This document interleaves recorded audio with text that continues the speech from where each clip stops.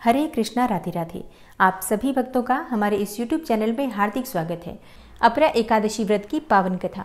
युधिष्ठिर कहने लगे कि हे भगवान, ज्येष्ठ मास की कृष्ण पक्ष की एकादशी का नाम क्या है तथा उसका महात्म्य क्या है, सो कृपा करके कहिए। भगवान श्री कृष्ण कहने लगे कि हे राजन, यह एकादशी अचला तथा अपरा दो नामों से जानी जाती है। पुराणों के अनुसार ज्येष्ठ मास की कृष्ण पक्ष की एकादशी अपरा एकादशी है, क्योंकि यह अपार धन देने वाली है। जो मनुष्य इस व्रत को धारण करते हैं वो संसार में प्रसिद्ध हो जाते हैं।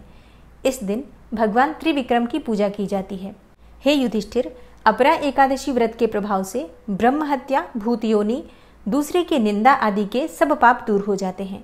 इस व्रत के करने से पर स्त्री गमन, झूठी गवाही देना, झूठ बोलना, झूठे शास्त्र पढ़ना या बनाना, झूठा ज्योतिषी बनना तथा झूठा वैद्य बनना आदि सब पाप नष्ट हो जाते हैं। जो क्षत्रिय युद्ध से भाग जाएं वे नरकगामी होते हैं, परंतु अपरा एकादशी का व्रत करने से वे भी स्वर्ग को प्राप्त हो जाते हैं। और हे युधिष्ठिर, जो शिष्य गुरु से शिक्षा ग्रहण करते हैं फिर उन्हीं की निंदा करते हैं वे अवश्य ही नरक में पड़ते हैं, मगर अपरा एकादशी का व्रत करने से वे भी इस पाप से मुक्त हो जाते हैं। जो फल तीनों पुष्कर में कार्तिक पूर्णिमा को स्नान करने से या गंगा तट पर पितरों को पिंडदान करने से प्राप्त होता है, वही फल अपरा एकादशी का व्रत करने मात्र से प्राप्त हो जाता है। मकर के सूर्य में प्रयागराज के स्नान से, शिवरात्रि का व्रत करने से, सिंह राशि के बृहस्पति में गोमती नदी के स्नान से, कुंभ में केदारनाथ के दर्शन या बद्रीनाथ के दर्शन से, सूर्य ग्रहण में कुरुक्षेत्र के स्नान से तथा स्वर्ण दान करने से अथवा अर्ध प्रसूता गौदान से जो फल प्राप्त होता है वही फल अपरा एकादशी के व्रत से प्राप्त हो जाता है।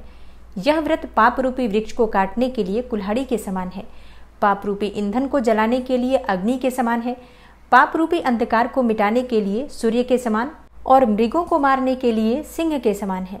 अतः मनुष्य को पापों से डरते हुए इस व्रत को अवश्य करना चाहिए। अपरा एकादशी का व्रत तथा भगवान का पूजन करने से मनुष्य सब पापों से छूटकर विष्णु लोक को जाता है। इस प्रकार अपरा एकादशी का महात्म्य बताने के बाद भगवान श्री कृष्ण युधिष्ठिर से बोले, हे युधिष्ठिर, अब मैं तुम्हें अपरा एकादशी की एक प्राचीन कथा सुनाता हूँ, तुम ध्यान पूर्वक सुनो। इसकी प्रचलित कथा के अनुसार प्राचीन काल में महीध्वज नाम का एक धर्मात्मा राजा था, लेकिन उसका छोटा भाई वज्रध्वज बड़ा ही क्रूर, अधर्मी तथा अन्यायी था। वह अपने बड़े भाई से द्वेष रखता था। उस पापी ने एक दिन रात्रि में अपने बड़े भाई की हत्या करके उसकी देह को एक जंगली पीपल के नीचे गाड़ दिया। इस अकाल मृत्यु से राजा प्रेतात्मा के रूप में उसी पीपल पर रहने लगा और अनेकों उत्पात करने लगा। एक दिन अचानक धौम्य नामक ऋषि उधर से गुजरे। उन्होंने प्रेत को देखा और तपोबल से उसका अतीत जान लिया। अपने तपोबल से प्रेत उत्पात का कारण समझा। ऋषि ने प्रसन्न होकर उस प्रेत को पीपल के पेड़ से उतारा तथा परलोक विद्या का उपदेश दिया। दयालु ऋषि ने राजा की प्रेत योनि से मुक्ति के लिए स्वयं ही अपरा एकादशी अर्थात अचला एकादशी का व्रत किया और उसे अगति से छुड़ाने को उसका पुण्य प्रेत को अर्पित कर दिया। इस पुण्य के प्रभाव से राजा की प्रेत योनि से मुक्ति हो गई और वह ऋषि को धन्यवाद देता हुआ दिव्य देह धारण करके पुष्पक विमान में बैठकर स्वर्ग को चला गया। हे राजन, यह अपरा एकादशी की कथा मैंने लोकहित के लिए कही है। इस कथा को पढ़ने अथवा सुनने मात्र से ही मनुष्य सब पापों से छूट जाता है।